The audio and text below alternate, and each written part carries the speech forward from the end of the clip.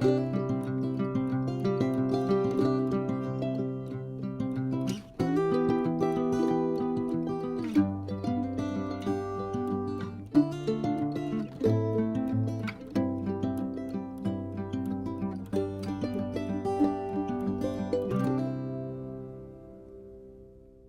everyone, welcome to Z's Bees. Today I'm going to do kind of a final check before we decide to plan out to pull honey supers. So if you notice, I got a new coat on. It's a ventilated one, and I can tell you already with this day, I'd say it's maybe in the early 80s right now. It's very, very nice. So we'll keep a little review going on this thing here. I also got a little bit bigger size just so I have a little bit more room to move. So we're going to check them out. Matt, if you want to kind of walk closely here as we take this off. And we don't have an overabundance of bees in the top. We'll see what we're looking at once we open this up here. It's actually far less in here than what is normal. So it could mean a couple different things. The worst being is that they swarmed, but that's very, very highly unlikely. So let's take a look. Okay, so we opened this up. This is exactly what we want to see. Let me show you guys. Just about a week ago, there wasn't a whole lot of honey in this upper one yet. They were drawing it out. Let me show you this here. This is an outermost one.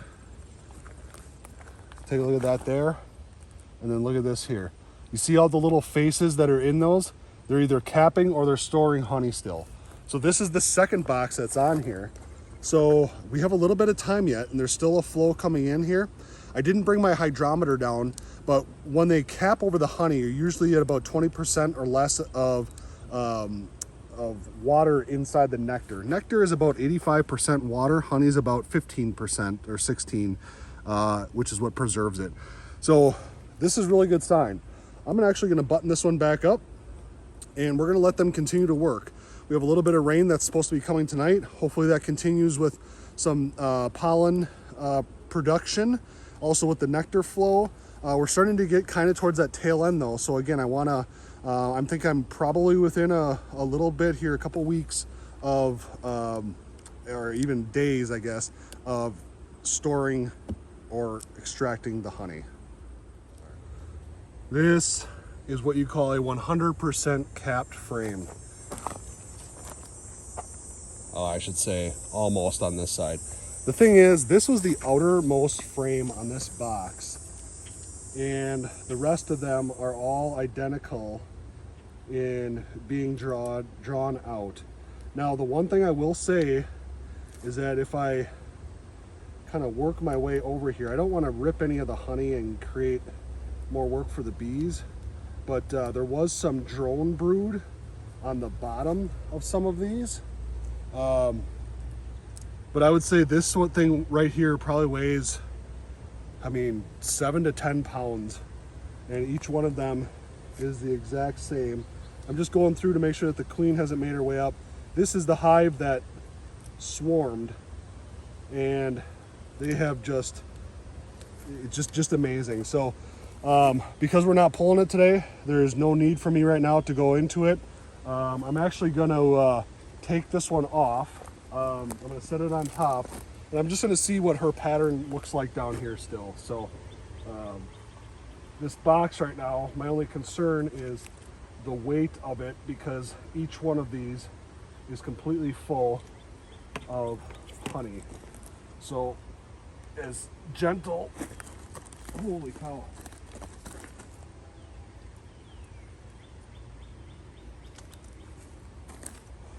You can just see the amount. If you want to come nice and close, Matt, you see here, this is some of the honey that obviously was on the bottom, but these boxes are just filled with bees. We'll see what we can do here. Okay, this is, if you want to talk about kind of an ideal setup. So I went into the brood chamber. You look at that queen's pattern. You can count dang near on one hand how many holes she missed there. Every single one is backfilled with honey. It's surrounded, the brood is surrounded. The bumpy brood on the bottom, that's drone brood. You see there's no queen cells or anything like that.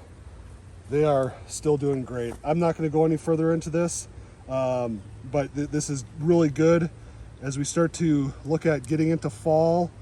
Even though I know it's still only July, she is just phenomenal in there. So there I just kind of pinched a little bee.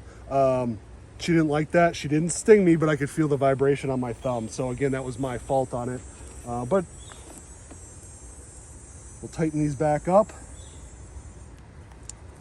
We'll set these back on. And we'll check out the hive that swarmed. This is where the swarm went.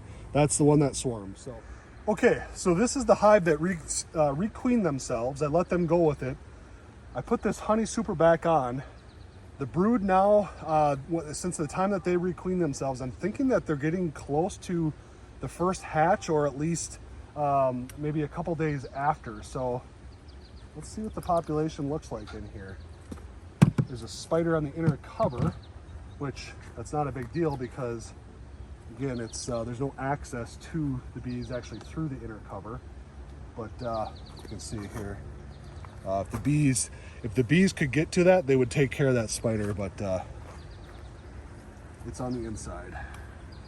So let's take a look here. Again, this hive, when they were queenless, made this really loud hum noise, and ever since they have requeened themselves, it's that nice calm. You can hear them like buzzing a little bit, but really, really good. So let's take a look. We always start on the outside. I'm just kind of looking down from the top at this point, and I can see that they're, yeah, very good. They're starting to draw out, and you can see already there's some kind of glistening liquid in there. That's the nectar that they're starting to bring in. This is really good. I'm not going to harvest honey from this hive, but they're doing exactly what we want. Take a look at that. Oh, this is great. I didn't think that we were going to get here. Just a couple days ago, there was nothing drawn out on this, and I can already see, look at this, Matt. Look at how nice they're drawing that out.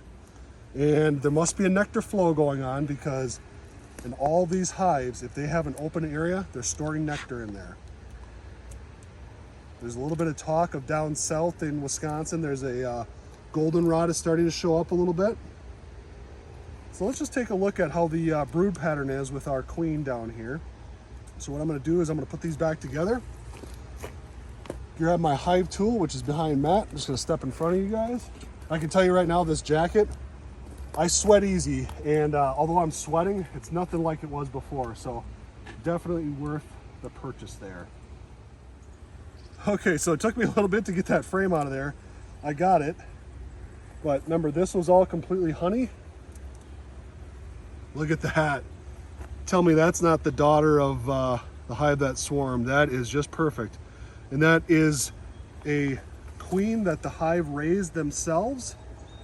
She went out, she got mated herself, came back, and the next frame in looks almost identical. I'll show you. I'm sort of keeping an eye out for her, but again, this is a frame where this is all laid. So the chance of finding the queen on there is really unlikely. So yes, I'm paying attention, but I'm not actively looking for her. We'll go here a little bit more. And if you remember, these were all full of honey.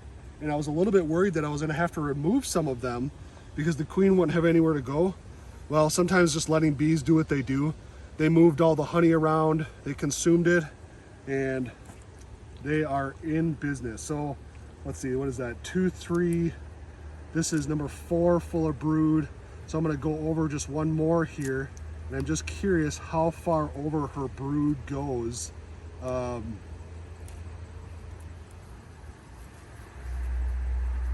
So here we're back over to honey. And this is, I mean, that is just beautiful. This is probably close to 15 pounds, and that's all honey. So that's all staying with these bees. Their population's going up enough. One of the concerns is that as you go on and the nectar flows start to slow down, bees can smell honey, and if the hive is not strong enough, they'll go in and start robbing. So the concern is that you have hives that are stronger and weaker, and this one would obviously be a weaker hive just because of population, but they're very, very quickly building that population right back up. So we're gonna close this one back up. I'm gonna grab this frame down here. I'm gonna move the bees that are on it off, and we're gonna put this one back in here. So hopefully they start to draw out some more. Just getting them started drawing is the key. So the fact that they've started drawing this box out is awesome. And we'll put this one back on. I have a feeling within a week or two, you're gonna see this box on top be almost completely full. Now, unless they fill up like 2 or 3 boxes, I won't be harvesting any honey from this hive. They just need to use all that to get their population back up. So put this here.